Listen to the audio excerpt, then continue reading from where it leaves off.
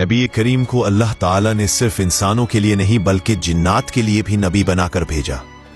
कुरान करीम में सूरतुल जिन इसी हकीकत की वजाहत करती है। एक रात का वाकया है कि रसूलुल्लाह मक्का मुकर्रमा के करीब वादी नखला में कुरान की तिलावत फरमा रहे थे। इसी वक्त चंद जिन्नात का गुजर वहां से हुआ। जब उन्होंने कुरान की आवाज सुनी तो ठहर गए और हमतन गोश होकर सुनने लगे। कुरान की तासीर उनके दिलों को इस कदर मुतासिर कर गए कि वो बेइख्तियार कह उठे, हमने एक अजीब कुरान सुना जो हिदायत की तरफ बुलाता है। हम उस पर ईमान ले आए और हम अपने रब के साथ किसी को शरीक न ठहराएंगे।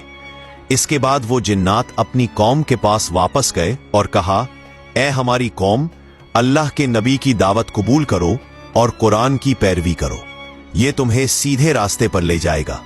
इस वाक़े के बाद अल्लाह ताला ने अपने हबीब सल्लल्लाहु अलैहि वसल्लम को इत्तला दी कि एक जमात जिन आपकी तिलावत सुनकर ईमान लाई है।